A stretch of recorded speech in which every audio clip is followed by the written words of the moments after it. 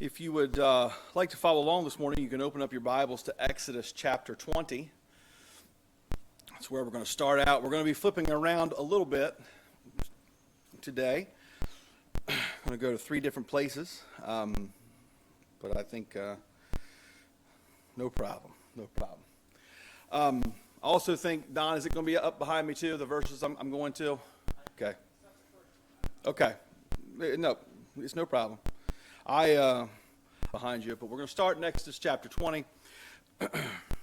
Before I start, I would like to say, I feel like I should say this, I want to say this, that, I know we've got a couple of birthdays. Troy, I believe, had a birthday either yesterday or the day before in doing that, so thank you both for that, and happy birthday to Troy.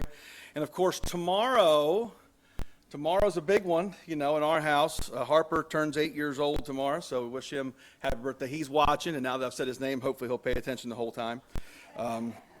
We'll see how that goes. I'll find out when I get home. But Exodus chapter 20 is famously known for the Ten Commandments. And the Ten Commandments, whether you recognize, covet our neighbors or anyone's property, their spouse, or anything else that they may have, and the others as well. But the one that has kind of fallen by the wayside is the one that you find in verse 9. Starting in verse 8. Remember the Sabbath day to keep it holy. 6 days you shall labor and do all your work, with on and off throughout their existence. You see throughout all of the first 5 books of the Bible, once you get past Genesis, this is the first time that this comes up here in Exodus. And then you see in Exodus and Leviticus and Numbers and Deuteronomy, you see mentions of the Sabbath, and you see it mentioned at other times throughout the Bible as well. And this was always a struggle. Every time, you kind of see God's people, they're evolving, they're moving, they're changing, they're struggling, they're sinning, they're falling away. And when you see this, oftentimes you see the Sabbath and keeping it holy as being one of the things that they struggle with. One example we're just going to look at here this morning, in Nehemiah chapter 13, and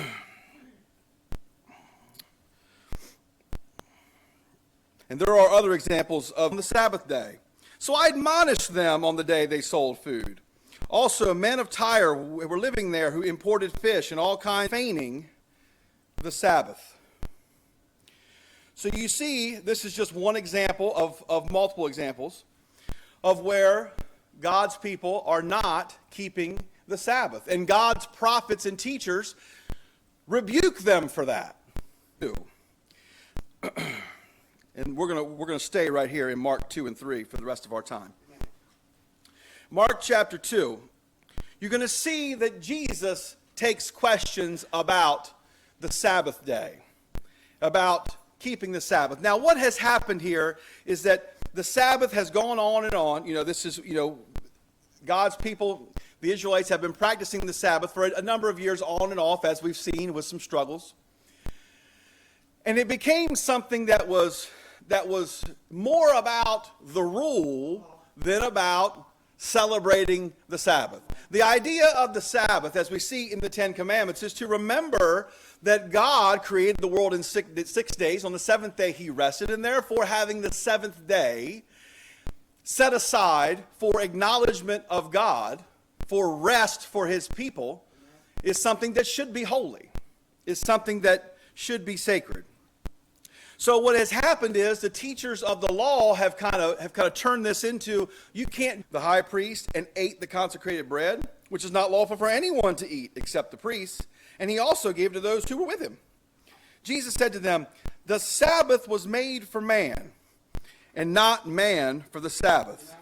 So the Son of Man is Lord, even. He's bigger than us. He's bigger than them. He's bigger than everything. He's bigger than all of it.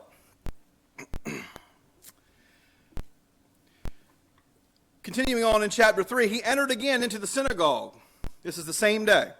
And a man was there. Happening here in these scriptures are a few things that are all important, and I think they're all relevant that we looked at, that the Sabbath was made for man. The idea that the Sabbath day was a good thing for people. It's good to take a day and keep it holy for the sake of God. It is good to remember God. It is good to do these things. However, when you start to think that, because this is what begins to happen, when you start to think that you can't do things for God because it violates the Sabbath, then you're missing the point. You are missing the point when you do that. Because every day is about serving God, is about doing good, is about, for us, about emulating Jesus. So you see how Jesus has done this. You see how Jesus has kind of taken the Sabbath and said, look, it's okay to serve God any day. It's okay to heal and to teach and to encourage and to do those things on any day. The Sabbath was not designed to forbid the service of God one day a week. It was made for man to rest and to love God and to remember God. My brother described, Daniel texted me this morning and said, if 2020 was a rook hand, I think we'd just throw it up. And that's probably true. But you think about where we are. And as I'm looking out today and I'm seeing something I never thought I would ever see before 6 months ago, right? We've got pews roped off. I've got a camera out there. I got people out there, which is great. We're glad to have them. Everybody's got a mask on. It's just a different thing. But what you also hear is that Jesus is on his way somewhere. And he comes across someone and he stops and he heals them, or one thing after the next, after the next, after the next. The idea in our culture of having two adults with one vehicle, that would be unheard of because everybody's got places to go. And then what happens? As soon as you have a kid, they turn 16, guess what you got to do? Got to add another vehicle because they got places. If they make 6 figures a year, if they make 5 figures a year, if they make 4 figures a year, I don't care if they have no job, 1 job, 2 jobs, 3 jobs. I don't care if they're retired, if they're a student, or whatever else they have, whatever else going on in their life. The one thing they will tell you every time is they're busy. There's something to do. There's somewhere I've got to. You should see them. I got to go. I got to this. Everybody's busy. We live in a world today that is crying out for something like Sabbath tremendously. Because what it does, if we're not careful, now again, I want you to understand what I'm doing here this morning. I'm trying to give you something to think about, okay? But we were just going to dedicate that time to doing something for God. And it was going to be something that we treated as holy. And when I see me and when I see us, I see someone who never has time to stop and deal with people. There's always something. There's always something.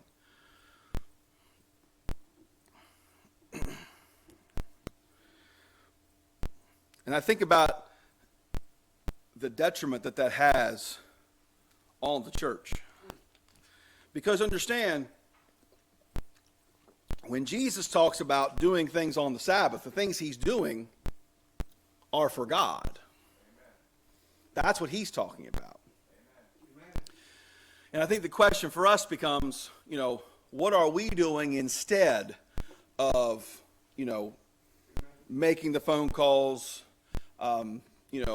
reading the Bible, being a part of these things that are good?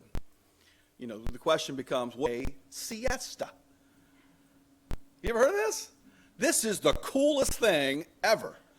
Like they just take off 2 hours in the middle of the day. It's amazing. It's wonderful. Why can't we do that? Because you're not going to be the #1 economic superpower in the world and giving away 10 hours of productivity every week. Right? And that's our value. Productivity. It's not rest. It's not calm. It's not peace. It's work. It's productivity. It's getting things done, making money, turning a profit. That's what we value. And what we have to do is we have to not value those things over loving and serving God and loving and serving each other. You know, that's the thing. And that's hard to do, because if you are a person that works 7 days a week, 10 hours a day, let me tell you something, for man. The Sabbath was made for man. Do you think God is going to make something for man that man doesn't need? You think God's going to make something for man that man doesn't, you know? This is a good concept.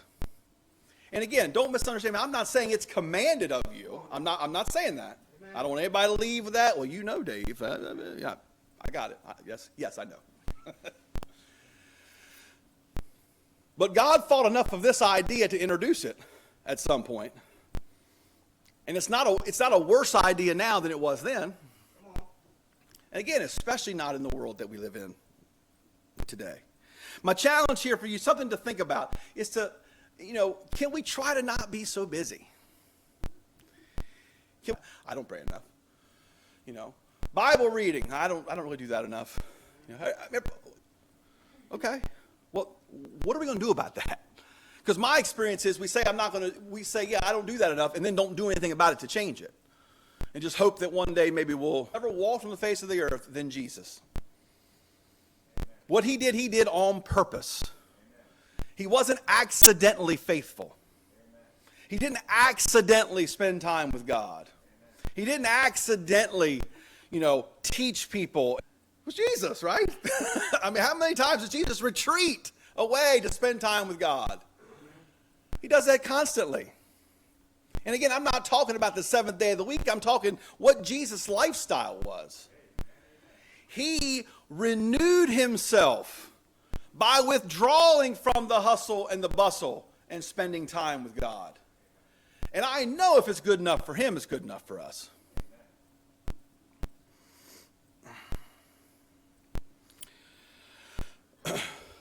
I knew this morning was going to be a little bit different. You know, I knew this was going to be a little bit of a different topic, a little bit of a different challenge.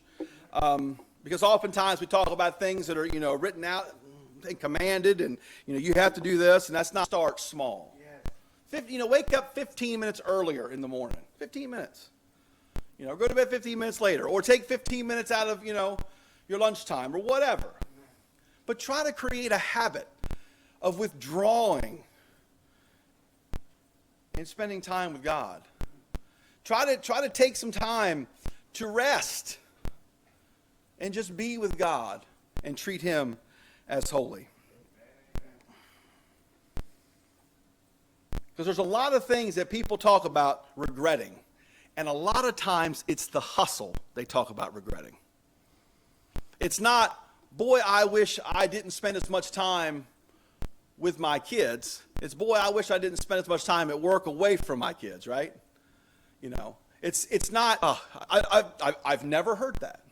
I've never heard someone say that they read the Bible too much. I've known people that read the Bible a lot, by the way. Never met one that says, I do it too much, it's a waste of time, it's not worth it. Now, I've met people that work a lot of overtime, and they don't seem to like that very much. You know, that's not very fun. You know. And again, I'm not criticizing anyone who does that. You know, you've got to do what you've got to do to